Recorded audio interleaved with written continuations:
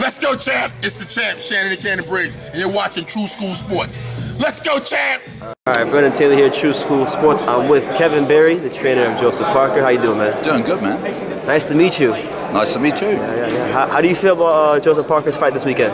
Well, we've had a very good training camp, 7 weeks in Las Vegas, sparred a lot of rounds. This is a very important fight for us. You know, the significance of this fight is huge. You know, we've had 2 fights in the last 19 months. So last year we had 1 fight all year, so it's very, very important for us. Not only that we win on Saturday night, but that we win in impressive fashion.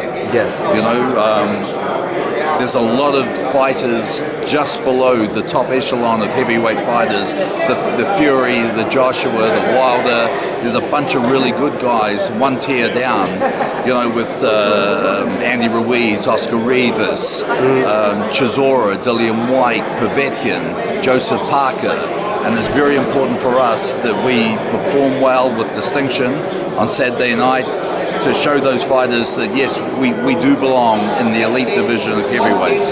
Absolutely. He seems to be like he's a fantastic fighter. He's held the title before, but because he's been so inactive, it's been kind of like, you know, out of sight, out of mind.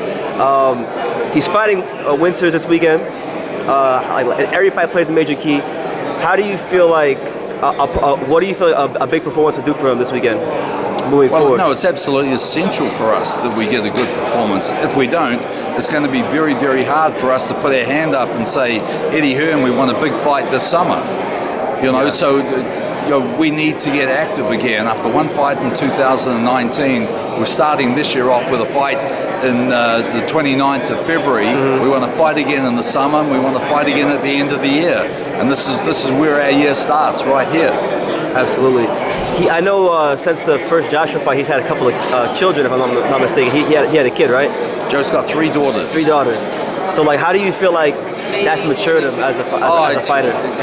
Joe he's grown a lot with the birth of his 3 children. He's become a tremendous father, but I think it's helped him as a person to be more well-rounded. And in fact, last year when we were preparing for Derek Chisora, he brought his partner and the 3 daughters to Las Vegas. They were staying in an apartment just down the road from our house. But it was the first time he'd ever brought them in training camp. You know, so yeah, Joe's a great parent. First thing he'll be doing, he'll be jumping on a plane on Sunday after this fight to head back home to be with his children. Yeah. Has that made him like more disciplined in the gym? Look, I wouldn't say it's made him more disciplined. I'd say it's made him a more mature person. He's grown up a lot, you know, with the responsibilities of having 3 daughters. Yeah. I heard it's a big responsibility. I mean, I don't have any kids, but I'm sure that it would mature you.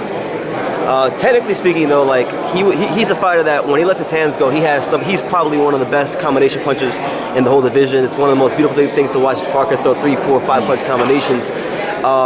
Do you feel like we'll see more of that as he continues to be active? I hope so. Yeah. The plan is to throw a lot of punches. We know Joe's got very fast hands.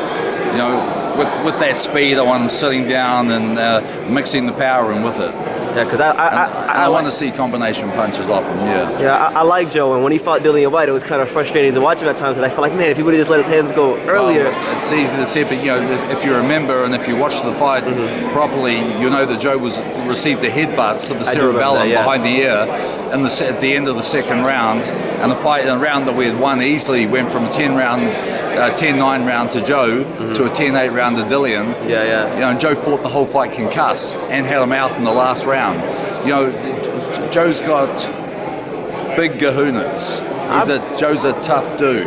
A lot of guys with that knock to the cerebellum would have went, I don't know where I am. I've got no control of my balance. I had no control of his depth perception. That's why he was getting hit with punches, thinking he was out of range. Yeah. But Joe's tough, mate. He just grinded away. Yeah. And right to the end, we came very, very close to knocking Dillian out in the last 20 seconds. I mean, he's a grinder. That's why I like watching him fight. How do you believe, knowing what you know about Joe now, how do you feel he would fare against Dillian White if they fought like this year? Mate, the same way I thought we were going to fight the last time. I thought the fight would go 6 or 7 rounds. In the first 2 rounds, Joe was just pot-shotting him until he got headbutted. Okay. When we do fight Dillian White, if it ever happens again, we will knock him out. I hope it happens at some point because he needs a big fight too. So they both need big He's got fights. a big fight. He's fighting Povetkin. I know, but I'm just saying, like, if he gets past If it, anything happens in that fight to Povetkin, Joe will step in. we'll step in a heartbeat. Okay. My name is Whyte Rematch, and this is my friend. Hi, I'm Susanna, and we're here at the beautiful Madison Square Garden for the big fight, and you are watching True School Sports.